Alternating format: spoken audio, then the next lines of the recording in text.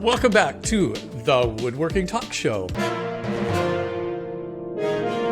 I want to remind you that there is an audio podcast version of the Woodworking Talk Show on Spotify, Audible, Apple, or wherever else you listen to podcasts. It's a whole different, much tighter edit and probably a lot easier to listen to in the shop or the gym or the car or wherever.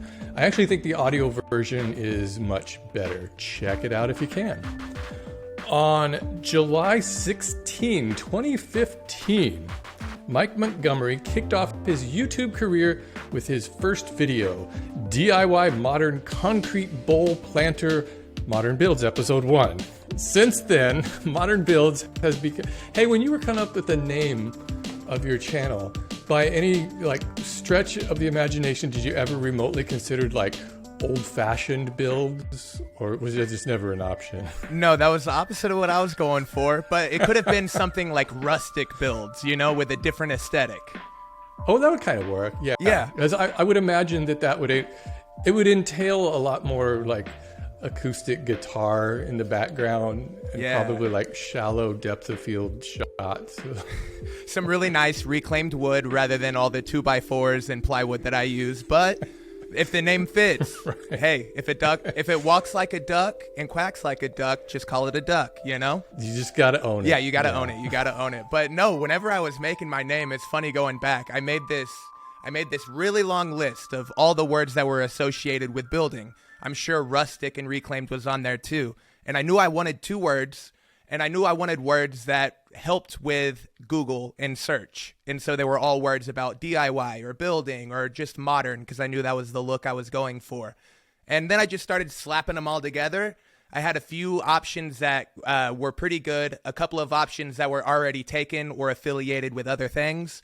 And so Modern Builds was top of the list that was usable, and I think it works, because if people search how to build a modern coffee table, my name is 2 of those words. Boom, there you are. Modern there you go. Builds. Since then, Modern Builds has become a leading channel showcasing practical, highly approachable DIY projects made mostly with a modest set of power tools and construction-grade lumber.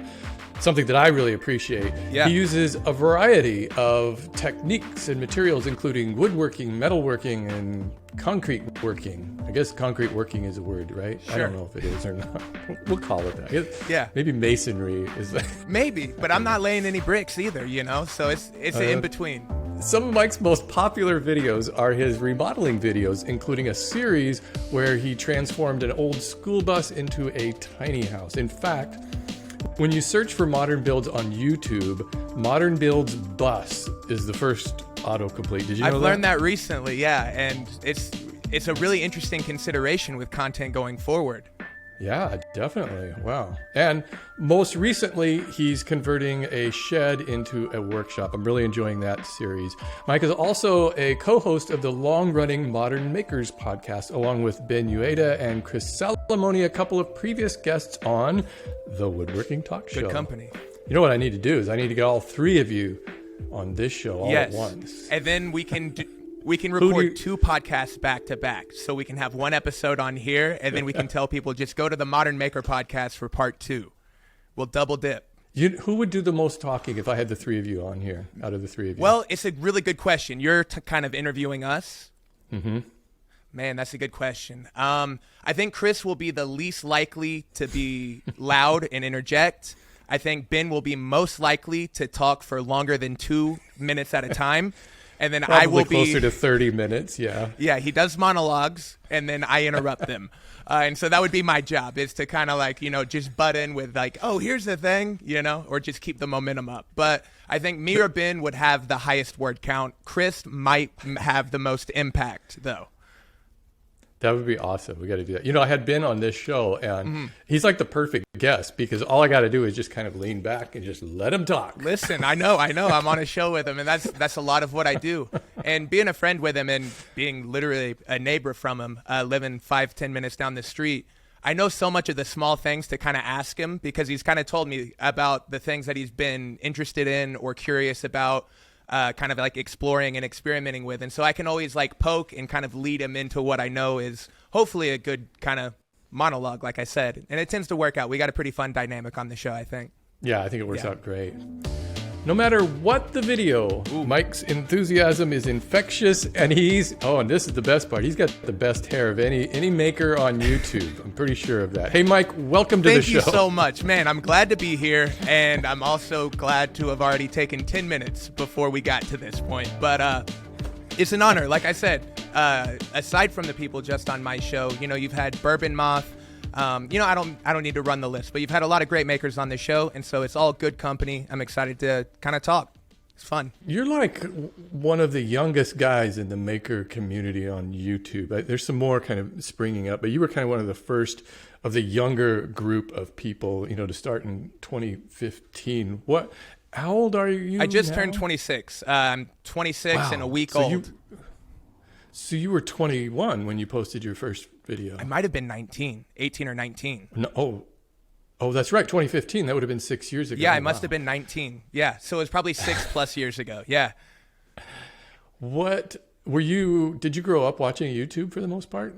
My primary content I watched was MTV, Discovery Channel, Comedy Central, and YouTube. Those were like the four things that kind of served all the interests. But I think the difference between people my age that grew up with it versus people that kind of got introduced to it the way we all got introduced to Netflix is I don't really separate YouTube as a different thing than like a Comedy Central show, because now, the shows that I was watching like Tosh.0 and all these like funny shows, they're all just on YouTube now. Like all of those are just YouTube clips. And so it just took a while for everyone to realize like, we just need to put it on YouTube. It needs to be free, because if we have good content, it doesn't matter how much production value it has. It matters to an extent, but it's whether the show's good, if it's funny, if the information is valuable, and all of it rises to the top.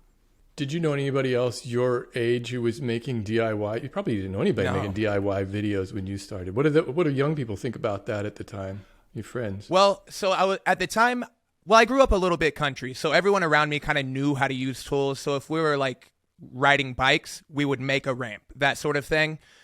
But no one was building things as a hobby. I enjoyed it. I don't really know why I took onto it. Having the tools around anytime I needed to like make a gift for Mother's Day or like a thing for a friend, I always just like made something rather than buying it. It was like easy to me. And then once I started getting into late high school and going to college, I was going to school for music production. And I was around a whole bunch of musicians that are all playing instruments and all have accessories like amp enclosures or like guitar pedal boards for all their effects pedals.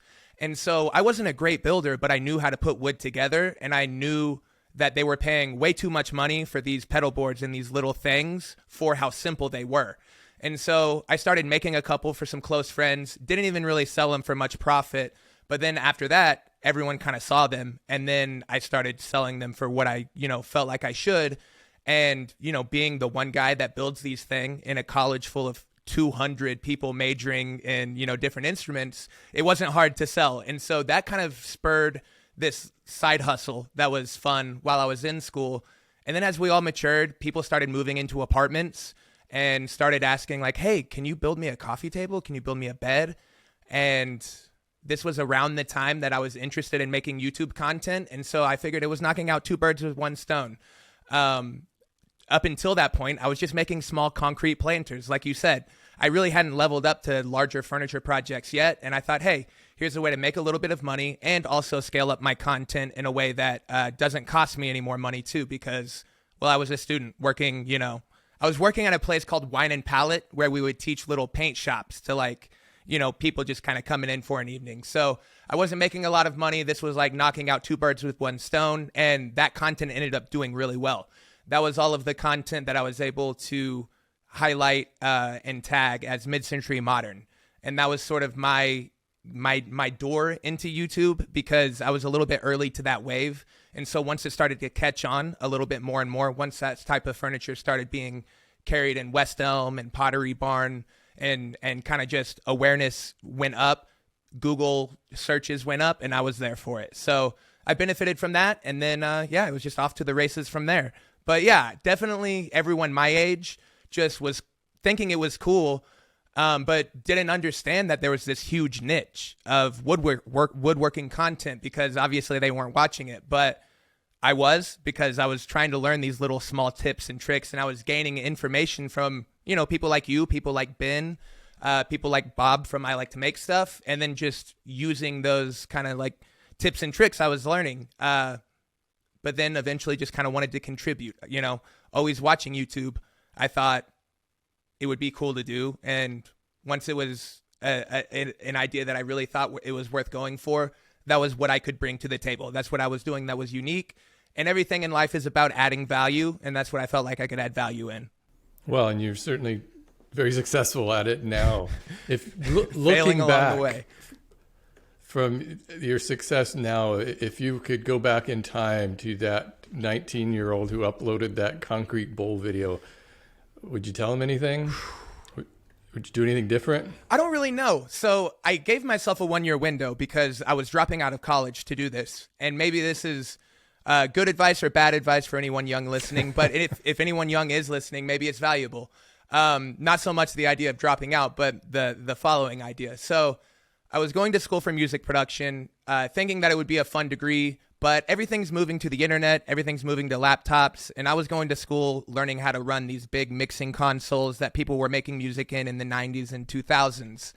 And so I realized, I was like, oh no, I'm learning something that's already outdated. I've got to get out of this before I start wasting more time. And so I knew I wanted to drop out of school, but I didn't have another creative interest that I would go to university or college for. And so I was faced with, like, oh no, I'm going to go and get a degree in accounting or a degree in business or a degree in something that I know will always be there and always be a reliable thing. But I knew I didn't want to do that, like I said. And so this was the time to kind of pursue YouTube. It was something that I always wanted to do. I had identified that I could use building as my way of getting into the whole thing. But I gave myself a 1-year window because I knew I would have to approach my parents and say, like, I'm going to drop out of college and make YouTube videos, which is a nightmare, I imagine, for any parent to hear. That's like, oh no, this is our worst fear. And so I went to them and I had this idea of just doing it for a year. As soon as the semester ends, like, this is when I'm kicking it into full gear. I have a year to do it. And that really lit the fuel under me, because if I didn't make Modern Builds a success in that time frame, then by rule I would have to get a reliable degree. And so I put out a video, I really think, every week for 52 weeks. And it wasn't out of fear, but it was partially out of fear. You know what I mean? And so if I told myself, like, hey, everything's going to be good, just be prolific and just stay consistent, maybe I would have done like 80% as many videos as I did, and probably still would have been successful. But I think a lot of the unknown is a motivating factor. And so if I was to go back, I would maybe reassure myself that, like, yeah, you're on the right track, be prolific, but ultimately not knowing is kind of the fun part. Because if everybody gets to know, then, well, I don't know. We can't all benefit from hindsight. You know what I mean? That's the whole thing in life. Right. We're living it in the moment. So were your parents supportive of that decision? I know you just recently had your dad on your show for a couple of episodes. I thought that was really cool to see the two of you work together. Yeah, that was honestly a really, really cool moment. They've been out to California since I moved. I'm originally from Oklahoma City. About 3 years ago, I moved out to Joshua Tree, California. Myself and Ben have kind of made this home base.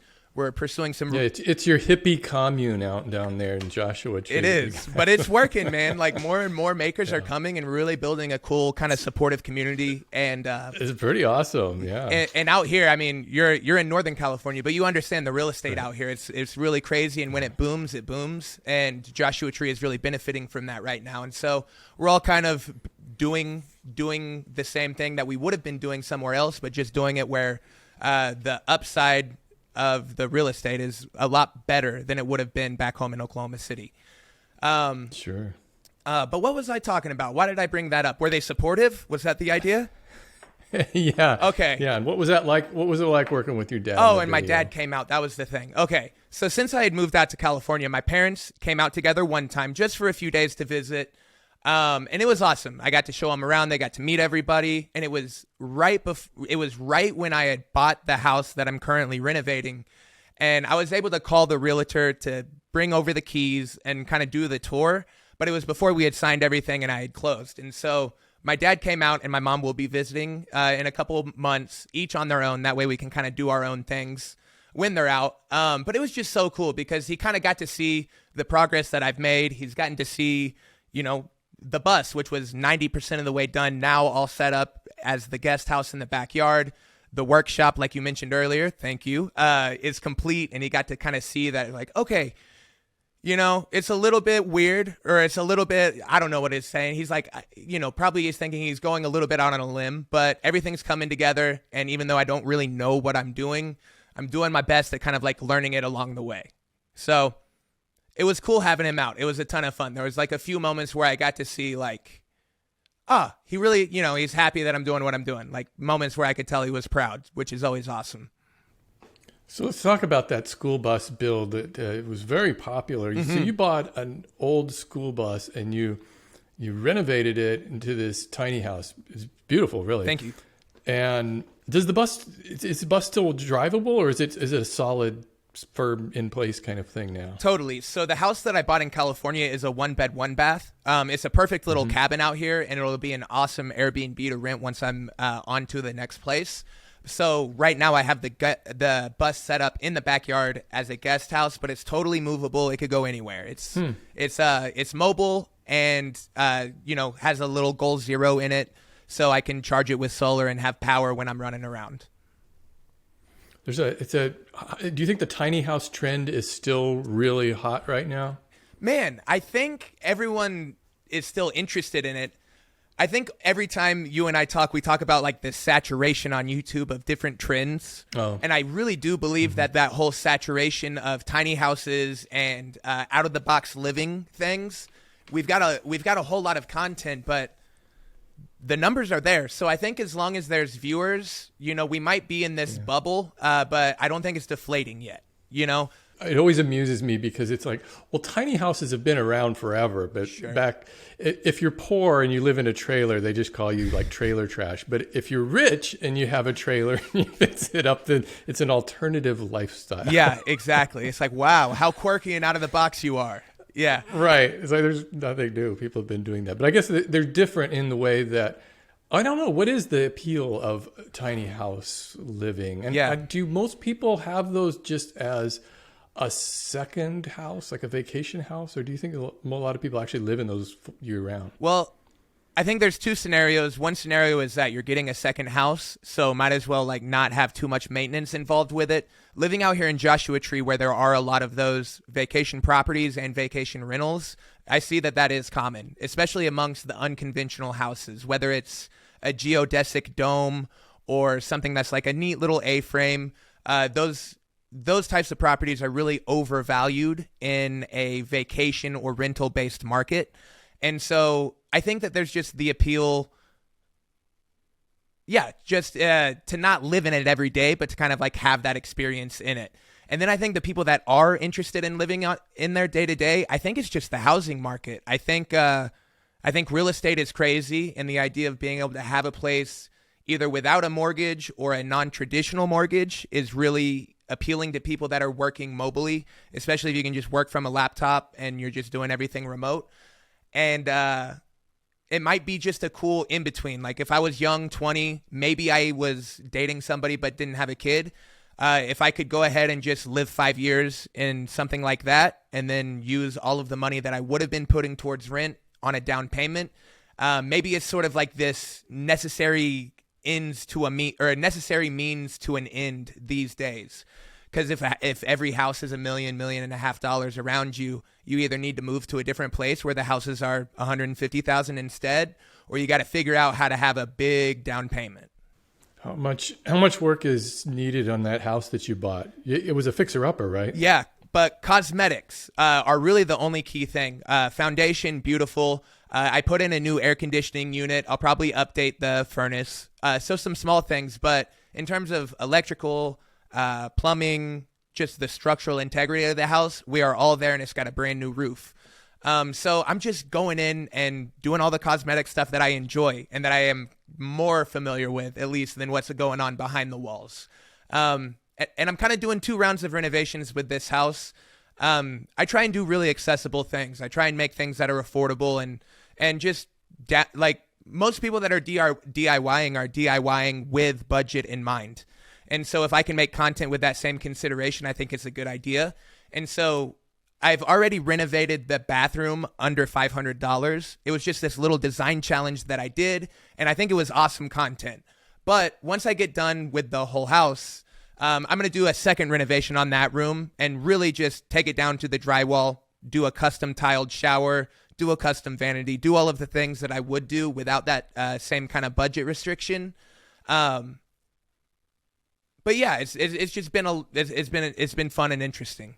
A lot of the focus on your channel is on, I guess, affordable, approachable projects that really anybody can make. Is that when you are coming up with an idea for a new video, is that something you're just consciously aware of at all time? It's like staying on brand. And are there things that you just would not put in a video? Oh yeah. It's funny. There's I think breaking points when it comes to introducing new equipment. And I know you know this, like as soon as you decide I'm not going to make these cuts with a circular saw, I'm going to use a table saw. You've made a lot of people with table saws happy, but the majority of people that are looking for how to build things, they probably don't have a table saw. Most of the people with a table saw have already been building some stuff. And I'm really trying to talk to and find the people in their first 10, 20 projects. So I just have these sticking points where I'm like, can I do this project without a table saw? Yes. Okay. Circular saw only. Do I have to use a surface planer, or can I glue this up and just smooth it out with a belt sander instead? It's just, I always try and take the tool into consideration, but the technique is the part where I get to be creative and improvise. So instead of making a wild table saw jig, I'm going to come up with a neat way of getting a strong, good-looking joint that achieves a similar and equal, result at the end of the day. But instead of doing it with a table saw, I'll just show people how to do it with a $100 circular saw. Yeah, one of my favorites you did recently was, it's part of your 2x4 furniture series. We make furniture out of 2x4s, which is so approachable by anybody. Yeah. As I love that platform bed that you made out of 2x4s. I was just looking at that today. It has 666,000 views. Nice. Just in a couple months too, man. It's going good. I know. So you've got a series of 2x4s in there on their edges, which creates the platform of the bed. And then, headboard. And it just is something that it's like, I wish I had thought of that, because it's the perfect project that anybody can just pick up. What do you need for that? You need like a circular saw and a drill, basically, to make that thing. That is it. Yeah. Yes, sir. Only sometimes so my most recent upload was a workbench. It was just a little modular kind of expandable garage shelf workstation solution. And even in that video, I on purpose only used the circular saw and a drill. Like I cut out the impact driver just because I'm like, hey, people buy a drill circular saw combo all the time. A lot of people actually don't have an impact driver. And so if I can show, make sure in pre-drill, this is how you make sure you don't strip it out, that's more valuable than just recommending a different tool. Yeah, that's a really cool workbench, by the way. I love those. So what you did is you designed these, it's not like drop-down tables, it's like these leaves. You call them leaves, right? Yeah. You would just set down on the edge. There's like a lip along the edge of the workbench that you can set those anywhere along to give you extended workbench area, and then you can take them off and put them on the side for storage. I thought it was brilliant, really. It was such a simple solution to that problem. Man, I really appreciate that big time. And that's what I always try and do is there's got to be a low-hanging fruit. There's a lot of people whose specialty is reaching high and finding these creative, crazy ideas, but I don't have an engineering mind like Izzy Swan. And I don't have quite as wing it, be artistic mind like Jimmy DiResta has. I'm somewhere in between. I've got a good eye for things, but I plan it out, and I really try and strip things down to a simple idea. And so the big problem with every workbench that's against the wall is 90% of the time you have material that you want to pass past the edge of your workbench. And that's why you put your workbench, that's why you put your table saw in the middle of the room, if that's what it's dedicated for. But most people are DIYing in a garage, and most of the time they're parking there. And so having the storage against that wall is always really nice. And having that workbench that is against the wall is convenient for little things if you're just doing a little project. But if you want to break down a full 4x8 sheet of plywood, that's totally fine, because the extensions, the leaves that I made, are both 4 feet long. So this outfeed for the workbench creates a slightly larger than 4x8 platform. So it can be mostly storage, and then the 8 weekends a year that it needs to come out for a project, hopefully it's suited to that, you know? Yeah, I think it's brilliant. I think that one of the things to me that I always find challenging is finding the simplicity in something and trying to find the simplest solution to problems. Because I think as humans, we kind of want the more complicated solution. We think that it's got to be better the more complicated something is. And I didn't look through the comments on this video, but I would almost guess there were people who would say, well, you know, if you had just added some hinges and done this to this, you would have improved it. And it's like they're kind of missing the point there. Yes. Is that the simplest solution is, I think, the most challenging one to find. And it's most rewarding when you do find it. Yeah, and I pick up a lot of that from Ben. He's, for lack of better terms, he's a friend and a mentor. And being around different people, you kind of sponge different attributes and different traits. And that idea of always trying to find the simpler than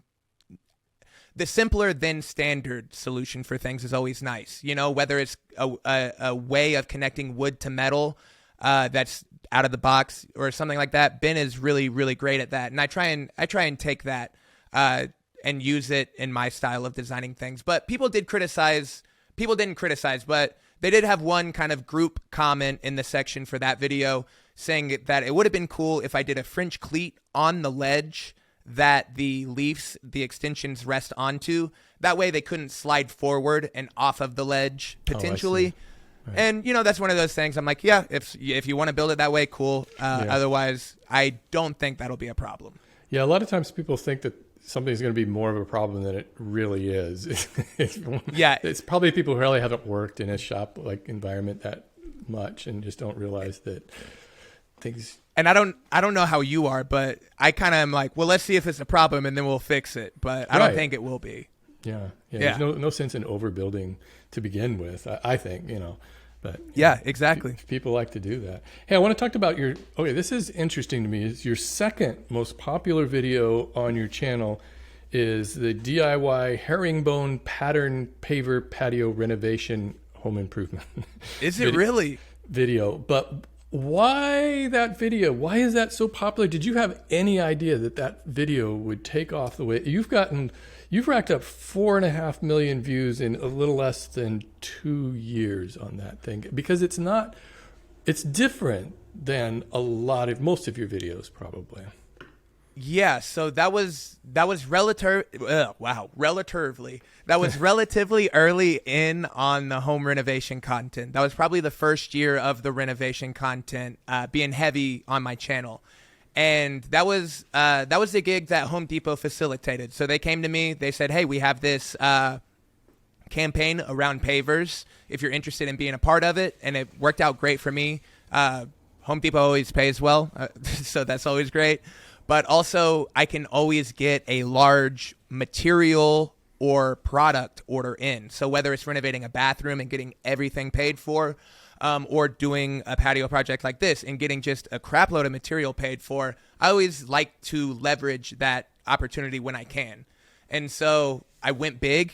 I've learned that bigger projects always kind of help. So I extended out the patio. And then on that one, I had high hopes for it, but I had no idea the swing that you get every spring. Like for the spring and summer projects. I wasn't aware that it was my number 2 project because it was probably like my number 6 project before March. Might have also been, so if you posted that in November of 2019, so that springtime would have been like peak COVID lockdown. A lot of people were probably wanting to build patios. Yeah, I think so. And You know, who's that guy? Is it Veritasium? He's made like a couple of like clickbait videos. Yeah, he just had one last week on clickbait.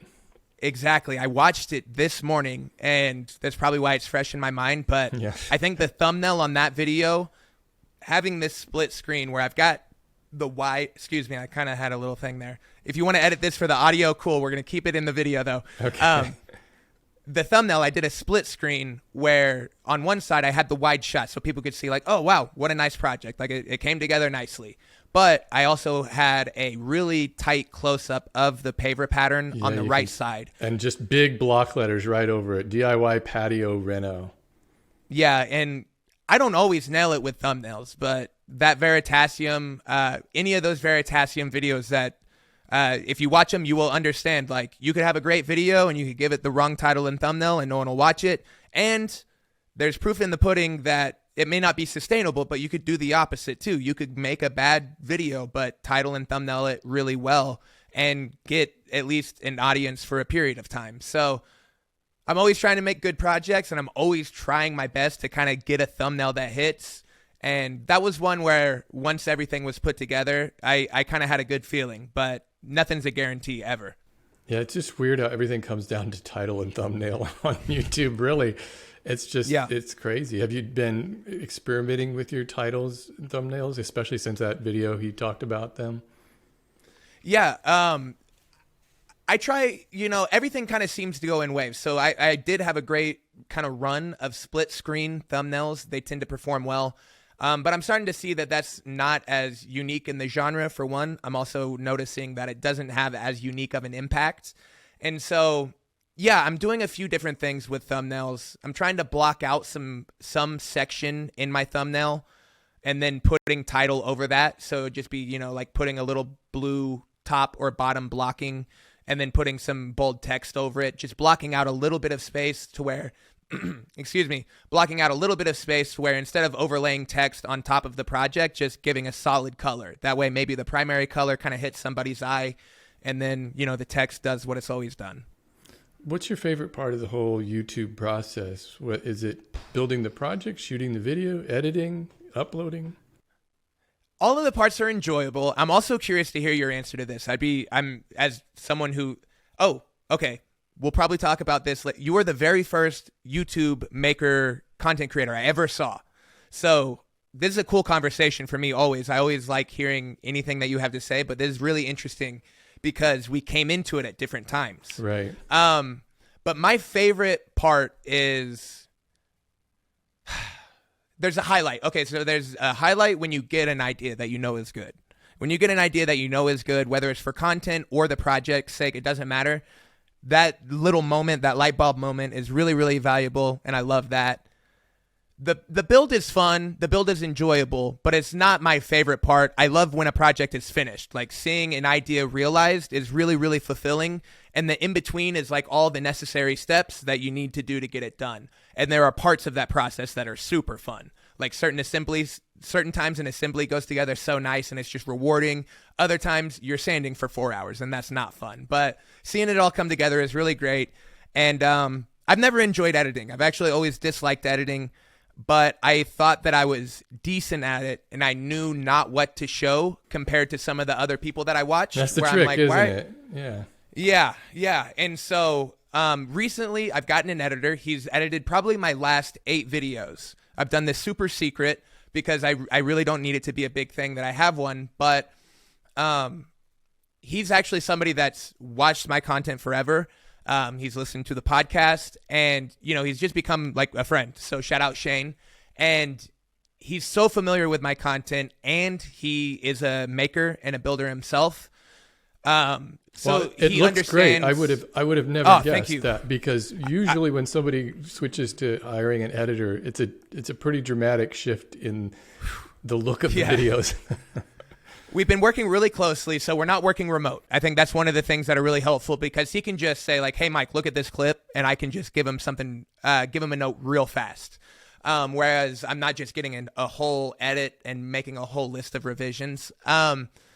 But I think he just, it's not 100%, but he understands like my intuition on what needs to be cut and the timing of things like 80%. And so that 20% that we have to make up. It's just working itself out every video. You know, we're improving every time we make a video, and he has more technical skills than I do. And so he's able to do little graphics, able to do little animations better and faster than I can, so we can use them a little more often. So editing, I don't love, but I love clicking publish. And I love that first upload day. I don't give too much weight to comments, positive or negative, but when a project does well, it's always awesome when people do like it, and especially when they like it for the effort you put in. Like, here's my idea. They saw it and it stuck. You know, sometimes they're just like, hey, dude, looks good. But you're like, but what about that thing I did? It was neat, right? And then other times you kind of get the validation, and it's not what we're all going for, but validation is always fun. Yeah, you seem to have developed a pretty good audience there that really seems to be on board with just about everything you make. That's a pretty good position to be in. Yeah, but what about you? Like, where do you have a few highlights, or is there like one moment where you're in it and that's what it's kind of all for? Or you're enjoying it most? Yeah, I think probably, I do enjoy editing a lot, and I've tried different editors, and I always just kind of come back to just doing it myself, just because I think it's kind of fun to do. I think for me, it is the final, it's when the entire video comes together, because then I feel like, okay, and this is considering it's a project video, because I spent all of the time designing a project, going out, figuring out how I'm going to do it, building it, and then shooting the video along the way. So it's like that final thing where it all comes together. And I'm totally with you on board about pushing that publish button. And even after doing this 13 years, I still get a little bit nervous about pushing that button, that I think, did I leave something out? Did I say something that everybody's just going to just latch onto, that it's going to be like hyper focused on this one thing? So that, you know, that just comes with the territory, I guess. Yeah, and you'll really know like what videos you care about by like whether you kind of like click it and you're like, it's just a thing, or you're like, okay, here we go, click it. You check the comments like 5 times that day instead of once or twice. Yeah, and you know, I doubt that there's any content creators out there that are able to just like click and walk away and not care when it's content that they really care about. You know, so. Yeah, it's awesome. It's interesting to see what videos people respond to, because no matter how much I think whatever the reaction might be, it can be different. Sometimes I can just have a video that I think is just kind of this is a quick and easy thing, I'm going to just put it out there, and then just people just love it. And then sometimes I can spend just so much time and effort on something, and then just kind of gets meh, you know, response. Yeah, that's why I always just try and identify one hook in a project, because I don't think there's a lot of benefit of having 4 hooks. Right. That's smart. That's real smart. Yeah, focus on one thing. If I put 4 things in, and you know, we're talking about comments and kind of people noticing what you did, if you really did one thing that is the hook, they either missed it completely or it worked, you know. But rather than saying like, do you see the way I did that cool, and the way I did that pretty neat, and then the way that this came together, that's always awesome. But I try and find one big hook, you know, like with the storage, it's just like, it needs to be expandable. It needs to be good, compact, but expandable. It could have a million other things, you know, like I added some lights, I added some plugs, but the big hook, expandability. Yeah, I got to say, you were pretty brave also putting a little bit of electrical in that video. Did you like my you had lots of disclaimers. You were like, hey, I am no electrician. That's it. Don't even look at this. Don't watch this. Don't do anything. But I'm going to do it here. And I'm going to show you. Right. I love it. You just owned it. I mean, I don't know what else to do, right? Because I definitely... It will always happen. You could be a master electrician, and people will find things on there that they just don't like about electrical. Like, you're going to die. Yeah. You're just going to die by doing that.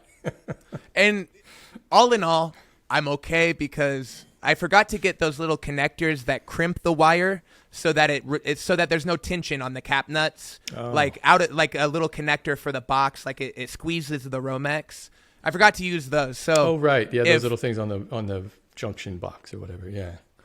Right. So if I did this whole setup, you know, I wired plugs, dimmers, and lights for the workbench. It all worked, and that was the one thing I missed. I'm good with it. You know, like, sure, that's a mission accomplished. And I'm really trying to figure out the best way of teaching all of that stuff, because Electrical kind of things are not complicated. They're really hard to understand the basics of, but once you get the first couple little things done, like once you wire an outlet the first time, and then you wire a switch, and then you realize it's the same thing. It's simple. And then you put in a light fixture, and you're like, oh, this is the same thing. And then once you get a few of those little things coming together, that's like the fundamental, and you start to understand a little bit of like principles, which then means like, oh, I can put it into a workbench. Oh, I could throw it into a coffee table. And so I want to put that content in, but it's just scary because liability is liability. It is. Whenever I do that anymore, I just try to say, and I installed an outlet here. If you want to learn how to install an outlet, there's plenty of resources, but I'm not going to show you.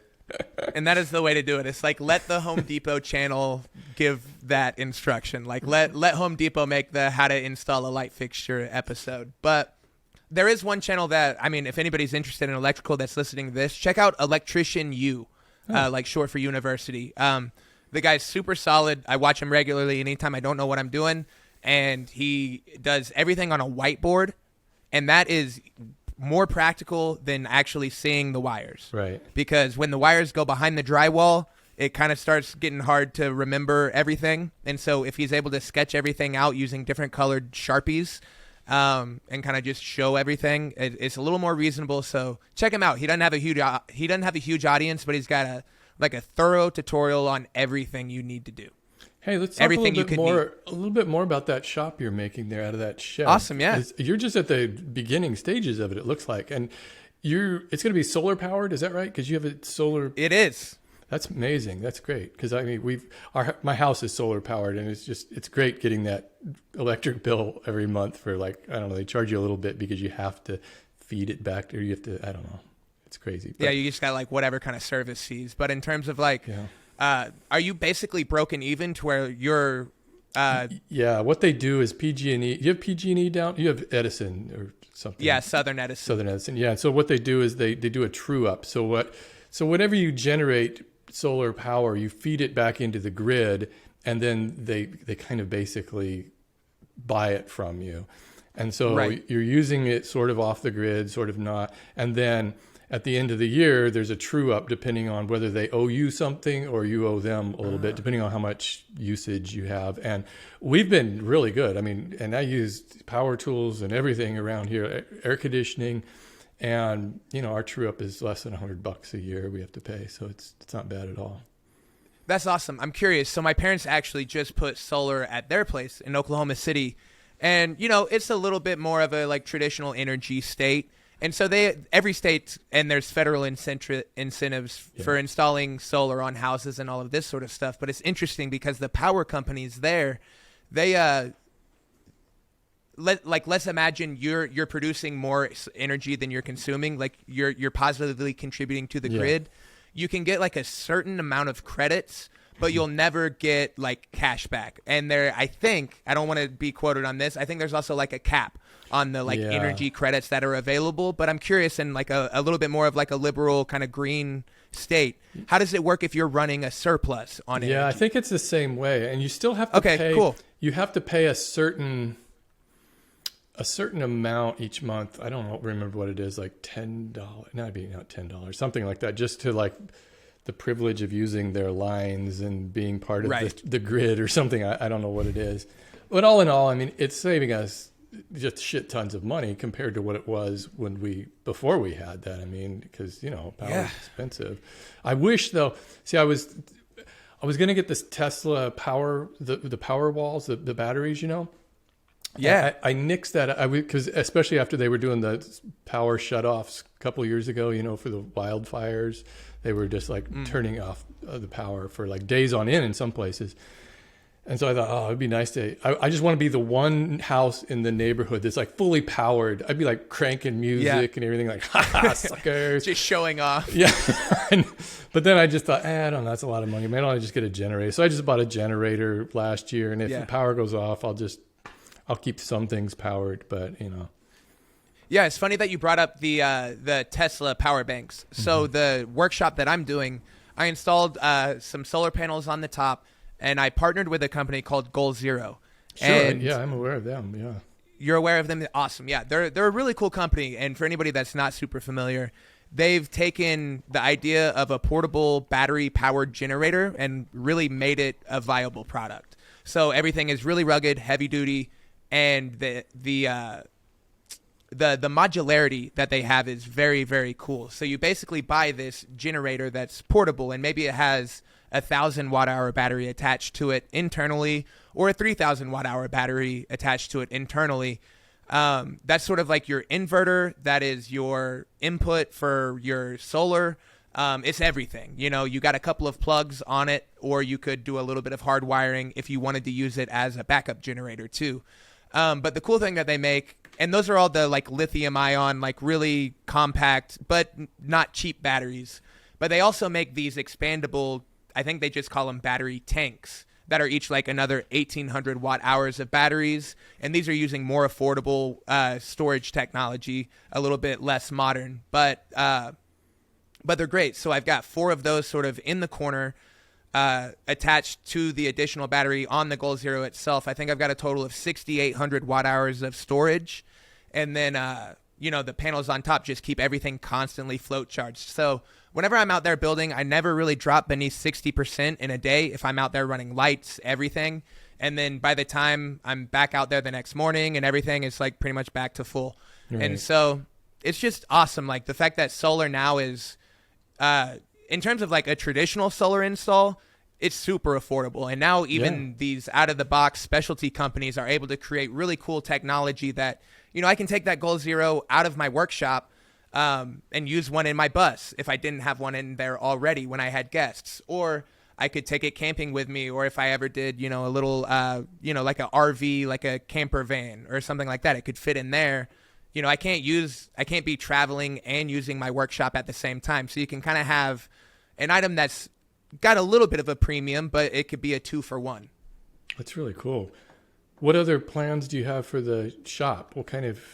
How do you envision outfitting that as a entry-level DIYer channel without alienating people with a CNC machine plopped down in the middle? Well, that number one, that's the key, is like not doing the things that I see every content creator do once they start getting brands in their inbox. Yeah. So it's like, if a brand comes to you, like I mentioned with Home Depot, if a brand comes to you and says, hey, here's a bunch of free stuff, go renovate a bathroom, plus a bunch of money too, I'm like, I love that. That's great. But if a company comes to me and they say, like, here's a CNC, I've turned down a deal from every CNC company, from every laser company, every 3D printer. Like I've turned down every brand everyone works with. But other people are really genuinely interested in exploring those things. And then there is the rest of the people that just see like a free thing with a $6,000 price tag and are like, yeah, why not, right? But you just alienated so many people, and I don't want to keep harping on that.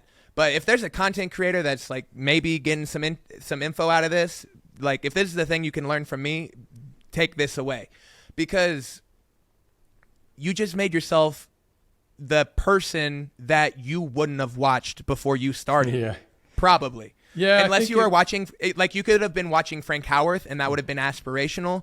But if they found you off of cool this or that, some of them might follow you along, but you're going to have to build a new audience, and that's fine if that's what you want to do. But I say if you have a goal, and if the goal is similar to what mine is when you're starting, stick to it, if it's working, or change it if that's what you want to do. Everything's your prerogative. But my goal with the workshop is just to keep everything really accessible, keep everything affordable in terms of like all of my storage and all of my infrastructure. I don't really plan on buying expensive sets of clamps. The ones that I use from Harbor Freight work decent. The Maker brand clamps that I have that are heavy duty are awesome when I use those. And Ryobi tools, like screw in screws just as well as Makita ones for the things that I'm doing. So the goal is really just outfit the shop, but not build so much infrastructure that it's weird to people. I like just a good, clean backdrop, and I don't have a ton of space anyways. So right. Yeah, it seems like the usual trajectory of a YouTuber is start in a basement or a garage, and the next thing you buy 100,000 square foot shop. and Yeah. it's huge. But and, everyone complains about like Die Hard. They're like, yeah, Die Hard 1, he's running around with glass in his feet. He's a real guy. And by the time Die Hard 4 comes around, he's a superhero. Right. Or they complain about like Fast and Furious. Like the Fast and Furious franchise was pretty cool, but it was only about racing cars. And now they're legitimate like superheroes. They're insane. Yeah.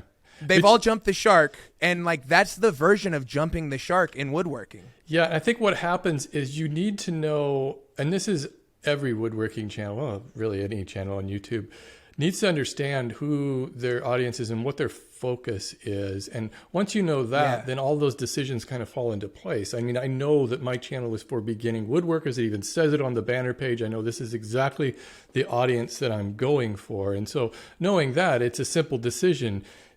When somebody comes up offering me a CNC machine or a laser cut, yeah, it would be kind of fun to fool around with those. But this is my business, and it would just be so off-brand that it's not worth it. Yeah, I always take that call. I'm always curious, like, oh, what kind of deal could I have gotten? But, haven't taken one, don't plan on taking one soon. The only time that I would is if it's like, oh, I've got this crazy idea and I need this CNC for it, or I've got this crazy idea and I need a 3D printer for it. But up until this point, I haven't ran out of ideas that a circular saw and a jigsaw can make. So until that happens, we'll keep going with what works, Let me do a quick thought experiment then with you. Ooh. Say I was to give you $100,000 to spend on one video. That's nice. What would you do? Would you just make it a kick-ass video? Would you buy tools to make things? Would you make a killer project? I know exactly what I do, and I would probably get a whole season out of it. I wouldn't even get one video. I would go back home to Oklahoma City, in the suburbs where I'm from. The town's called Midwest City, and I would buy a rental property, an investment property, for about $65,000. Sink the rest of that money into a little bit of camera gear so that I could have an extra person running camera, and then spend probably $20,000 on the flip, and then just show people like, this is how you renovate a cheap ass house. And FYI, you can get houses all over the country for $100,000, but people have no idea. Yeah, I mean, we get crazy. I mean, living in California, you just don't understand that there's places where you could buy a house for under $100,000. To me, that just kind of blows me. I guess because I've lived here so long, but like here, I mean, this time I have a 1,400 square foot house, and it's like, well, you see these people saying like, oh, YouTubers, lifestyles of the rich and famous, and he's living in a $1.5 million house, and I'm like, okay, that's just a house. It's like, we're in the burbs. What do you mean? We're not even in the hills yet. Nothing. Well, yeah, and it's just this idea of, everything is relative. Normal is normal to the person it's normal to. And there's just so many opportunities out there, and young people now are just doing the weirdest jobs. And most people that are really entrepreneurial are doing it with the computer. They're not really doing it with labor hours anymore. And so if all you need is a computer and you don't have the responsibilities that you're going to have yet, like, just go live somewhere that's practically free in comparison. You know what I mean? Like, you could pay $3,500 a month to rent in LA, or you could pay like a $750 mortgage. Yeah. And that mortgage, like half that money you're keeping, Yeah. What do you think makes for a good modern builds video? Can you predict what is like the perfect model of a modern builds video that you're like, I'm pretty sure this one's going to hit? Oh, yeah. Now, okay, sometimes I'm real confident and I'm super wrong. So I want to preface everything because I don't want to be too confident here. Because none of us really know anything. No. We're all taking educated guesses. I think that's a fair assumption. But I always get really excited when my hook is strong. Like, it's that light bulb moment in the idea where I'm like, oh, crap. Like, I could do this. If the hook is strong, that's got me really excited for the video. And then, like what we were talking about, you got to build the thing so that you can make the video. And then once you get your video and your assets, like if the hook is really strong and then the video backs it up, that's when I'm pretty certain that it's going to do well, Like, I had high hopes for the patio. I didn't know it was going to be like my best video, but that was one that I knew wasn't going to flop, at least. You know, you can gauge high potential of flop versus potential of doing above average. Yeah. Yeah. You get to kind of know that over time. Is there anything that you've ever started building or a project that you just abandoned? You just got a little ways into it and you're like, this isn't going to work. No. I've just had a couple of concrete projects where the casting failed. Yeah. And I just kind of like moved on, but I've never had like this big, like, darn, you know, like nothing that shout out to my dad, you know, like if I signed up for a sport, you can't quit a sport halfway through the season, you know? It's like, I think those little things carry on through life. So it's like, once you get into a mess, it's like, you either got to dig yourself out or hopefully you got friends that can help. Right. So what's coming up next? What do you got going on in your channel? And actually, let me ask you a bigger question. Where do you see your channel heading in the next 3 or 4 years? Where would you like for it to head? Well, there's potential. Like, there's really big potential. HGTV and this like Magnolia network, you know, everyone's trying to move to streaming, but they're doing it badly. Like all the HGTV and DIY networks, they're doing Comedy Central in the past year has done a really good job of starting to figure out the internet a little bit, get a little bit more hands off the way Netflix is with production and letting the people that make the content. But HGTV they've got this formula that's like, let me watch 7 minutes so that I can see the parts that I want. And that doesn't work on the internet because it's all watch time. Everything about the internet is watch time. And there is no captive audience. And so over the next 10 years, unless they make a big, big change in the way that they approach content for people interested in home improvement, they're just done. Like, they're out. Oh, totally. Totally. They may pivot and be competitive with everybody else, but there will be no like superiority in production. And as long as they keep going the way that they are with like trying to manufacture these like ensemble casts that don't even know each other. They're like the same. Every single show is really the same thing, just tweaked a little bit with like a different pairing of people. And so as long as they keep doing that, like the production value is going to equalize. Like, we're already almost there, but the talent is going to be so different. And it's only because of authenticity. They're looking for people that fit a very particular mold, and they don't even really care like if they're competent at what they build or what they design. I've had all of these conversations with TV production companies, whether it's Netflix, HGTV, and everyone else. But YouTube and the market is saying like, yeah, Mike, just go build stuff. Yeah, I always kind of think that looking to television as a next step is almost like a step backwards to me, because you can get so much more traction, so many more eyeballs on your YouTube channel, and people that are really passionate about what you do and feel a part of a community that you'll never get on a TV show. The people that are independent and successful and authentic are going to be the people that people follow. Do you think that you and Ben will get together and make some more videos together? Yeah, if we get $100,000, we'll flip that house together. So we're just waiting for that check. Whenever you're ready. I'm writing the check right now. Let me see, to Mike Montgomery. Yeah. Yeah. So I don't want to blow up anything that he's doing because he's got some awesome, really big projects in the work. Yeah. But he's going to be building a house out. He's got that hoarder's house. He's got all kinds of stuff to deal with. Yeah, and he's going to be building a house out here. I'm not going to give away his hook. I'm not going to give away anything, but he's going to do another build out here in Joshua Tree. By the time that's done, I'll have my property really settled, and then we really will have options. We've got a crew of people out here that could tackle, a whole investment property in 3 weeks' time instead of me doing it in 3 months. And so there's powers in numbers for sure. And we all have such unique skills too. Like, we all build things differently, and we all have different skill sets. And so we ought to. Yeah, we ought to, because any project Ben and I take on together tends to do pretty well. Oh, yeah, definitely. Well, Mike, this went by way too fast, but I want to thank you for... I enjoyed it. I really want to thank you for joining me on the Woodworking Talk Show. I hope you'll join me again. I'd really like to do this again, because it never feels like I get enough time in 1 hour to talk. No, I believe it, and that's how it happens each time we speak. And hopefully next time we talk, I'll be sitting right here, but there won't be popcorn ceilings above me. There we go. I'm trying to point at it. Hopefully I will have scraped the popcorn ceilings and there will be a renovated kitchen behind me. Yeah, and you're going to be flipping that house once you get that $100,000 check I'm going to be sending you too.